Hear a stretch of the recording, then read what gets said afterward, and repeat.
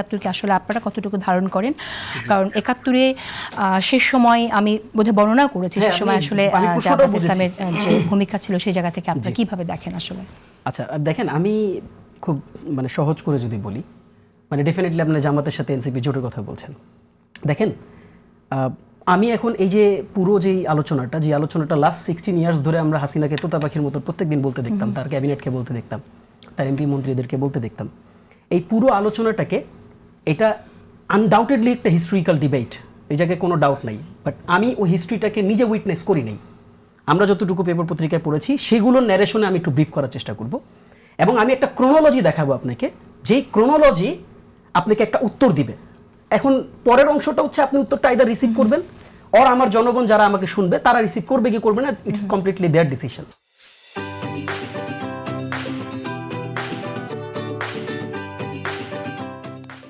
দেখেন আমি জাস্ট ক্রোনোলজিটা বলি। দেখেন আমরা just after the liberation war 71 এর পর আমরা দেখলাম কোলাবোরেশন আইনের কথা, এবং এটা হিস্ট্রি দালাল আইনে কিভাবে করে বিচার প্রক্রিয়াটা সম্পন্ন হলো এবং কিভাবে করে রাজাকারদেরকে সাধারণ ক্ষমা ঘোষণা করা হলো। এটা একটা বিগেস্ট ইনসিডেন্ট। এবং আপনি দেখবেন যে Jamaat Islami as a party, আমি কিন্তু জামাত ইসলামীকে এখানে ডিফেন্ড করতে বসি না, এটা ভেরি ক্লিয়ারলি আমাদের সবার আসলে বোঝা দরকার।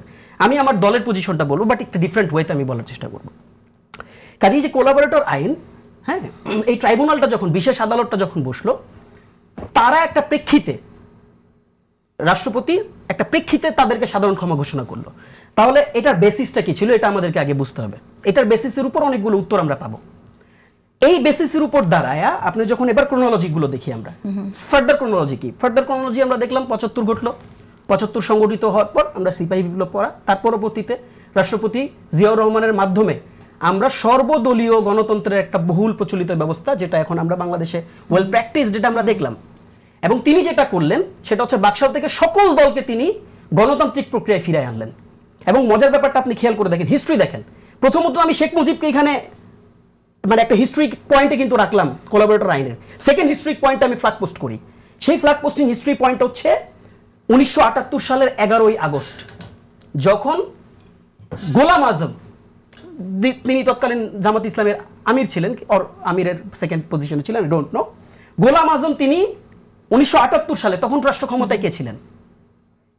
রাষ্ট্র ক্ষমতায় তখন শহীদ প্রেসিডেন্ট জিয়াউর রহমান।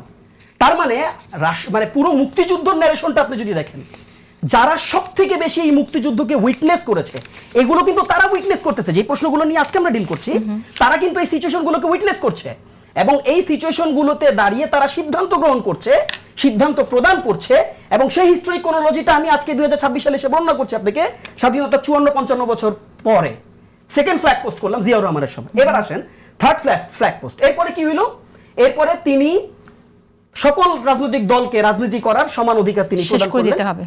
আমাকে একটু বলতে দিতে হবে, একটু সময় দেন, আমি একটু সময় কম পাইছি।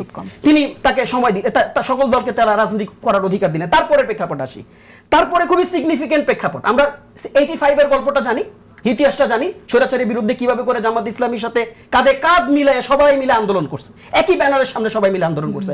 এন্ড দেয়ার ওয়াজ নিজামী, দেয়ার ওয়াজ মুজাহিদ, দেয়ার ওয়াজ। আচ্ছা, যেহেতু আমাদের সময় নাই, আমি একটু বলি, আমি জাস্ট কয়েকটা ফ্ল্যাগ পোস্ট বলি। আমি 85 এর ফ্ল্যাগ পোস্টিংটা পাইলেন তো। এবার আসেন 94 এর flag posting, same goes to the biggest political party BNP. এখন দেখেন, তারপরে আমরা জামাত ইসলামীর সাথে বিএনপির অলমোস্ট 20 ইয়ার্স এর বড় রিলেশন জানি। এবং এই যে বুঝে গেছে, আমি একটা লাইন বলি। কাজী দেখেন, এখন it's more than a political question. Jamaat Islami এখন 78 কনস্টিটিউয়েন্সি, যদি আমাদের গুলো বাদ দেই, অলমোস্ট 62-63 কনস্টিটিউয়েন্সি নিয়ে বাংলাদেশের বিভিন্ন বড় একটা জনগোষ্ঠীকে রিপ্রেজেন্ট করছে। কাজেই আমাদেরকে এটার কনসিকুয়েন্সেস হিস্ট্রিক্যাল পোস্টিং এর মাধ্যমে তাদের কাছ থেকে জবাব খুঁজে খুঁজে আমাদেরকে এই জায়গাটাতে আসতে হবে। আমি কেন জোট করলাম? কাজেই আমি এই কারণে জোট করলাম, বিকজ এটা আমাদের কাছে এই যে এতগুলো ক্রোনোলজি, আমি যখন শেখ মুজিবুর রহমানকে যখন দেখি, এটা একটা স্যাটেল ইস্যু হিসেবে ডিল করতে, আমি যখন জিয়াউর রহমানকে দেখি এটাকে স্যাটেল ইস্যু হিসেবে ডিল করতে, আমি যখন বেগম খালেদা জিয়াকে দেখি তাদেরকে ক্যাবিনেটে নিয়ে আসতে, আমি যখন তারেক রহমানকে দেখি শফিকুর রহমানের বাসায় গিয়ে নির্বাচনের পর তার সাথে একটা সুন্দর মানে মেলামেশা করতে, সেই জায়গাটাতে আমি মেলামেশা করলে কেন আমি খারাপ হয়ে যাব, এই প্রশ্নের উত্তরটা না আমিও আপনার আচ্ছা, মতন করে বিভিন্ন okay, টকশোতে গিয়ে তাহলে, খুঁজে বেড়াই। ঠিক আছে। আনফরচুনেটলি এই পলিটিক্যাল আমাদের একেবারেই সময় নেই, কিন্তু আপনি যে ঘটনার যে সময় রেফারেন্স গুলো দিলেন সেই সময় রেফারেন্সের সাথে আপনাদের জামাত জোটে অধীনে যে নতুন একটি দল জামাত জোটের অধীনে যে নির্বাচন করা কোনোভাবে মেলে না। আর আপনারা সেই দল যে দল নয়া বন্দোবস্তের কথা বারবার বলেছেন, কিন্তু রেফারেন্স হিসেবে আপনারা অন্যদেরকে সামনে আনছেন না। তাহলে একটু বলি, কোনো কিছুকে আমরা লিভ করি নাই, নয়া বন্দোবস্তের প্যারামিটার আছে জামাতের সাথে গেলে নয়া বন্দোবস্ত ভেস্তে যায়, এটাও আপনি প্রুফ করতে পারবেন না। এটা প্রুফ করছেন আপনি না, আমি বলছি সেই ট্রেন্ডটাকে অন্যরা করেছে মানে ইস্যু। You can debate with me, আপনি আমাকে বুঝায় দেন যে জামাত ইসলামীর সাথে গেলে ঠিক কি কারণে আমার নয় বন্দোবস্তটা বেঁচতে যাবে, যেখানে কারণ না আপনি কথা শেষ করতে দিতে হবে তাহসিন। হ্যাঁ বলেন, কোনো সমস্যা নেই। আমি আপনাকে এই কথাটাই বলেছি, আপনি অন্যদেরকে অনুসরণ করে কথা না, বলছেন। it's not অনুসরণ। না রেফারেন্স দিয়েছেন, এতক্ষণ ধরে আপনি রেফারেন্স দিয়েছেন। আমি বারবার একটা জিনিস বলেছি, তাহসিন এতক্ষণ ধরে আপনি অন্যদের রেফারেন্স দিয়েছেন। because of why আমি রেফারেন্স কেন দিচ্ছি, আমি আপনাকে বলেছি আপনি উত্তর খুঁজে নেবেন, আমি উত্তর আপনাকে দিব না। ওকে ঠিক আছে, আমার জনগণ যারা শুনছে তারা উত্তর খুঁজে নেবে, আমি তো আমার উপর উত্তর দিব না। আপনাদের দল আওয়ামী লীগের সাথে আজকে থেকে 10 বছর পর জোট করবে কিনা? আমাদের দল হ্যাঁ আওয়ামী লীগের সাথে 10 বছর পর জোট করবে কিনা? এখন আজকের প্রেক্ষাপটে তো আমি অবশ্যই বলবো জোট করবে না।